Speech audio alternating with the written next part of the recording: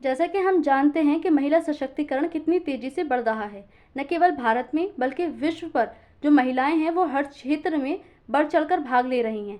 ऐसा ही कुछ हमें जापान में देखने को मिल रहा है। जापान में पहली बार कोई महिला प्रधानमंत्री पद की ओर अग्रसर हो रही है।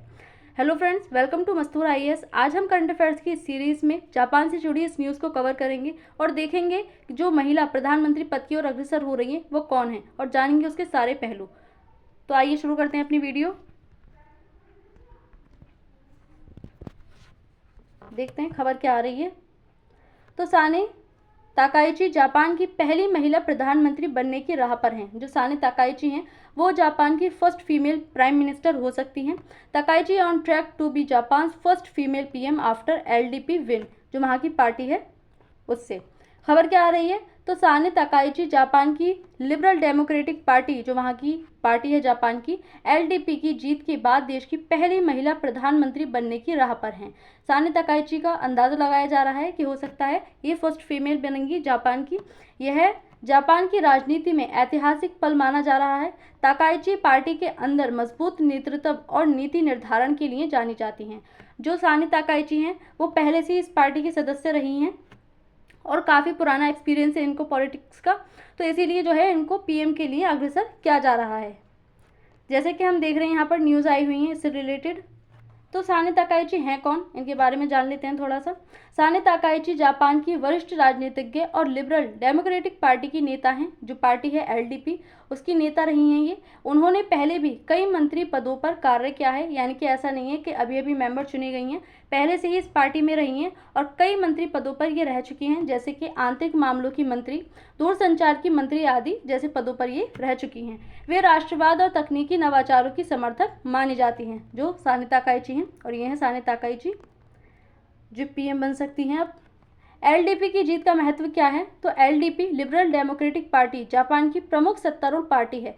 जो फेमस पार्टियां हैं जापान में से उसमें से एक है ये एलडीपी पार्टी, जो कि सत्तारूढ़ में है।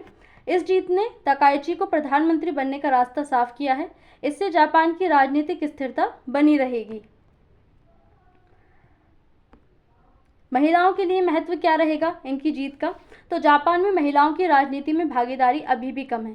जैसा कि हम अपने भारत में देखते हैं, हमारे भारत में भी क्या है कि पॉलिटिक्स में जो फीमेल है उनका जो रोल है वो काफ़ी कम हमें देखने को मिलता है। हालांकि हमारी जो गवर्नमेंट है उनसे 33% सीटें जो रिजर्व की गई हैं महिलाओं के लिए, उसके बाद भी हम देखते हैं कि राजनीति में महिलाएं इतनी बढ़ चढ़कर भाग नहीं लेती हैं। उसके बहुत सारे रीज़न हैं। ऐसे ही जो जापान है, जापान में महिलाओं की भागीदारी जो राजनीति है उसमें बहुत कम देखी जाती है।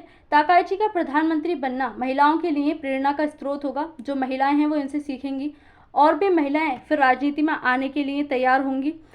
यह लैंगिक समानता की दिशा में बड़ा कदम है। जैसे कि हम देखते हैं कि पॉलिटिक्स में क्या है कि मेल वर्जन ज़्यादा रहता है, जो पुरुष सत्ता है वो हमें देखने को मिलती है। जब ये ताकाइची प्रधानमंत्री के पद की शपथ लेंगी, यानी कि प्रधानमंत्री बन जाएंगी, तो ऐसे में जो महिलाएं हैं वो भी राजनीति में आएंगी, तो इससे जो लैंगिक समानता है वो हमें देखने को मिलेगी। यह राजनीति में महिलाओं की भागीदारी बढ़ाने का एक अच्छा उदाहरण माना जा रहा है। जो महिलाएं हैं वो राजनीति में बढ़ चढ़कर हिस्सा लेंगी। ये केवल न जापान के लिए होगा बल्कि विश्व के लिए एक अच्छा उदाहरण साबित होगा। जैसे कि हमें इटली की प्रधानमंत्री दिखाई देती हैं, वो भी फीमेल है। हमारे देश में एकमात्र एक ही महिला रही हैं अभी तक प्रधानमंत्री, इंदिरा गांधी। उसके बाद कोई महिला भी अभी तक जो है प्रधानमंत्री पद पर नहीं रही है। तो ये पूरे विश्व के लिए एक अच्छा एग्जाम्पल माना जाएगा कि महिलाएं जो है वो राजनीति में आ रही हैं। संभावित प्रभाव क्या पड़ेंगे इसके, तो जापान की विदेश नीति में नई दिशा देखने को मिलेगी। एक फीमेल अगर आएगी तो वो अपने नज़रिए से देखेगी, हो सकता है उसमें बदलाव हो, एक अच्छी नीति तैयार हो। तकनीकी विकास और सुरक्षा नीतियों पर अधिक ध्यान दिया जाएगा। महिला सशक्तिकरण को नई गति मिलेगी। जो महिलाएं हैं उनके लिए अच्छी अपॉर्चुनिटीज़ खोली जाएंगी, क्योंकि एक महिला जब प्रधानमंत्री पद पर बैठेगी तो महिलाओं के लिए काफ़ी कुछ काम करेगी, उनके लिए जो मौके हैं वो तैयार करेगी, राजनीति में उनकी भागीदारी बढ़ाएगी। अदर जॉब्स में जो सारी चीज़ें हैं महिलाओं के सशक्तिकरण करने की कोशिश की जाएगी। जापान में प्रधानमंत्री चुनने की प्रक्रिया है क्या, तो संसदीय प्रणाली, जैसे कि हम भारत में देखते हैं हमारे पीएम कैसे चुने जाते हैं। जो हमारे यहाँ पीएम हैं वो सीधे जनता के द्वारा नहीं चुने जाते हैं। हम चुनते हैं एमपी को। जो हमारे यहाँ 543 45 सीटें हैं, लेकिन 543 पर ही जो है वोटिंग होती है, जो इतनी सीटें हैं 543। अब इन 543 में से जो 72 सीट्स हैं, यानी कि इतने प्लस में 72 प्लस में अगर सीटें आती हैं किसी पार्टी के पास में, तो उसकी मेजोरिटी जो है बन जाती है और वो बहुमत बना करके अपना पीएम जो है अपनी पार्टी में से चुनती है। लेकिन अगर इससे कम रह जाती हैं तो हम बहुदलीय व्यवस्था देखते हैं, यानी कि जो पार्टियां हैं वो आपस में मिलकर के सरकार बनाती हैं। अब ऐसे में जब एक पार्टी बन जाती है तो वो अपने ही बीच में से एक नेता को चुनते हैं और उसको पीएम बनाते हैं। ऐसी ही कुछ प्रक्रिया हमें जापान में देखने को मिलती है। यहाँ पर भी जो संसदीय प्रणाली है, जापान में प्रधानमंत्री को जनता सीधे नहीं चुनती है, जो जनता है उसके द्वारा सीधे प्रधानमंत्री यहाँ पर भी नहीं चुने जा रहे हैं, जैसे कि भारत में नहीं चुने जाते। प्रधानमंत्री का चयन संसद के सदस्य करते हैं, जिस प्रकार से हमारे यहाँ संसद के सदस्य एमपी जो होते हैं वो करते हैं पीएम के चुनाव। इसी प्रकार से जो जापान है वहाँ पर भी यही प्रणाली हमें नजर आती है। वहाँ पर भी जो संसद है वही पीएम का चुनाव करती है। तो संसद के 2 सदन हैं, जैसे कि भारत में 2 सदन हैं, ऐसे ही यहाँ पर भी हमें 2 सदन दिखाई देते हैं। हाउस ऑफ रिप्रेजेंटेटिव निचला सदन, हाउस ऑफ काउंसिलर्स ऊपरी सदन, जो हमारे यहाँ है लोकसभा और राज्यसभा। ऐसे यहाँ पर 2 सदन हैं। बहुमत वाली पार्टी जो है, जिस राजनीतिक दल या गठबंधन को संसद में बहुमत मिलता है, उसी सदन का नेता प्रधानमंत्री बनता है। जैसे कि हमारे यहाँ जिस पार्टी के पास 72 प्लस सीट जाती हैं, यानी कि बहुमत होता है, वही अपने नेता को चुनता है प्रधानमंत्री के लिए। उनकी जो पार्टी होती है अपने बीच में से एक नेता को चुनती है और पीएम की शपथ दिलवाते हैं। ऐसी ही कुछ प्रक्रिया यहाँ पर देखने को मिलती है। जो दल है गठबंधन बनाता है, संसद में बहुमत हासिल करता है, उसके बाद उस पार्टी का नेता ही प्रधानमंत्री पद पर जाता है। जो सम्राट है उसकी औपचारिक भूमिका रहती है। संसद द्वारा चुने गए उम्मीदवार को जापान के सम्राट औपचारिक रूप से प्रधानमंत्री नियुक्त करते हैं। प्रधानमंत्री की भूमिका क्या रहती है? तो कैबिनेट मंत्रिमंडल का गठन करता है। जैसे हमारे यहाँ कैबिनेट वगैरह की गठन किया जाता है, पूरा जो मंत्रिमंडल है उसका गठन कौन करता है? राष्ट्रपति और प्रधानमंत्री मिलकर के उसका गठन करते हैं। नीति निर्धारण और प्रशासनिक कार्यों का नेतृत्व करता है। संसद के प्रति जवाबदेह रहता है। जैसे कि हमारे यहाँ का जो पीएम है संसद के प्रति जवाबदेह है, ऐसे ही जापान के जो पीएम है वो भी संसद के प्रति जवाबदेह होते हैं। वैश्विक प्रभाव क्या पड़ेंगे इसके? तो महिला नेतृत्व में प्रोत्साहन मिलेगा। सानी ताकाइची का प्रधानमंत्री बनना दुनिया में महिला नेतृत्व की दिशा में एक बड़ा कदम साबित होगा। न केवल ये जापान के लिए एक अच्छा एग्जाम्पल बनेगा, एक अच्छा उदाहरण बनेगा, बल्कि पूरे विश्व के लिए एक अच्छा उदाहरण बनकर उभरेगा, जिसमें देखा जाएगा कि महिलाओं की जो भागीदारी है वो ज़्यादा से ज़्यादा राजनीति में बढ़ाई जाए, उनके लिए अपॉर्चुनिटीज़ लाई जाए, जो समान लैंगिकता है वो लाई जाए राजनीति में। अंतर्राष्ट्रीय संबंध सुधरेंगे। जापान, अमेरिका, भारत, यूरोपीय संघ, एशियाई देशों के साथ सहयोग बढ़ेगा। वैश्विक अर्थव्यवस्था, ताकाइची की आर्थिक नीतियां वैश्विक व्यापार और निवेश को प्रोत्साहन करेंगी।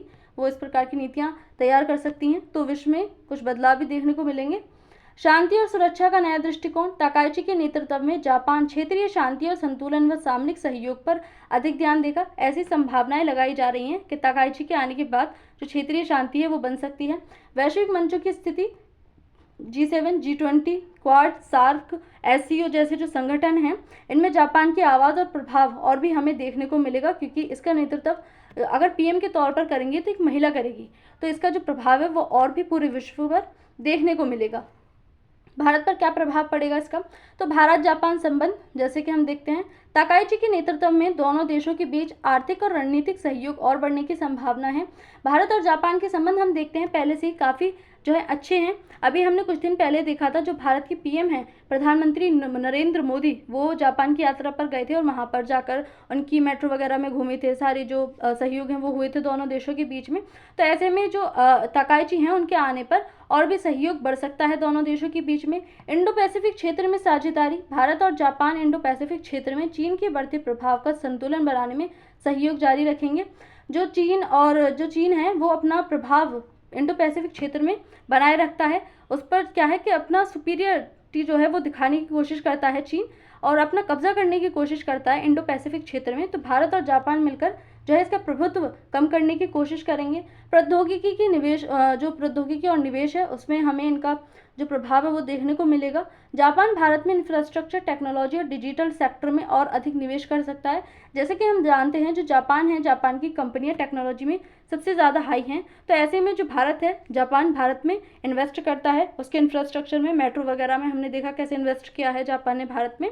तो इससे क्या है कि और भी ज़्यादा टेक्नोलॉजी में, इंफ्रास्ट्रक्चर में भारत में वो और भी ज़्यादा निवेश कर सकता है। तो इस प्रकार से जो दोनों के संबंध हैं भारत पर ये कुछ अच्छे प्रभाव हमें देखने को मिल सकते हैं। भारत में जो है पॉलिटिक्स में महिलाओं की भागीदारी बढ़ाई जा सकती है, जो जापान है उसको देख करके। भारत में जो हमें पॉलिटिक्स से देखने को मिलती है, इसमें महिलाओं की भागीदारी बढ़ाई जाएगी। पूरे विश्व में एक अच्छा एग्जाम्पल बनकर उभरेगा जापान। निष्कर्ष क्या निकलते हैं इसके? तो साने ताकाइची का प्रधानमंत्री पद पर पहुंचना जापान के इतिहास में एक मील का पत्थर साबित होगा। पहली बार एक महिला प्रधानमंत्री के पद पर जा रही है, तो एक जाहिर सी बात है, एक उदाहरण के तौर पर उभरेगा। लाखों महिलाओं के लिए इंस्पिरेशन बनेंगी और इनसे सीखने को मिलेगा महिलाओं को। जो महिलाएं हैं वो और भी ज़्यादा जो है राजनीति में आने की कोशिश करेंगी। यह घटना एशियाई राजनीति में भी महत्वपूर्ण बदलाव का संकेत देती है। यह घटना न केवल जापान में बल्कि अगर हम देखें जो हमारा दक्षिण एशिया वाला क्षेत्र है, यहाँ पर महिलाओं की जो स्थिति है वो काफ़ी ऐसी नहीं है जैसे कि हमें पश्चिमी वाले क्षेत्र में, पश्चिमी देशों जैसे अमेरिका वगैरह है, यहाँ पर देखने को मिलती है। तो यहाँ पर महिलाओं का जो राजनीति में रोल है वो काफ़ी कम देखने को मिलता है। ऐसे में एशिया में अगर पीएम बनती हैं जापान में जो है अगर पीएम बनती हैं ताकाइची, तो ऐसे में पूरे दक्षिण एशिया पर इसका प्रभाव, इनका प्रभुत्व हमें देखने को मिलेगा। महिला राजनीति में ज़्यादा से ज़्यादा भाग लेंगी। इसका प्रभाव न केवल जापान पर दिखेगा अपितु पूरे विश्व पर इसका प्रभाव देखने को मिलेगा। पूरे विश्व के लिए एक अच्छा उदाहरण बनेंगे। महिलाओं के लिए जो है सशक्तिकरण बढ़ेगा, समान लैंगिकता आएगी। जो महिलाएं हैं अलग अलग देशों में, उनमें राजनीति की अग्रसर होंगी जो महिलाएं हैं जितनी भी सभी देशों में। दक्षिण पश्चिम एशिया, जो दक्षिण वाला एशिया क्षेत्र है जैसे कि भारत, जापान वगैरह, नेपाल, पाकिस्तान, इनमें महिलाओं का जो प्रभाव है वो हमें देखने को मिलेगा। इनकी महिलाएं इनसे सीख करके जो है राजनीति में अग्रसर होंगी। तो आज की इस न्यूज़ में इतना ही। Thank you.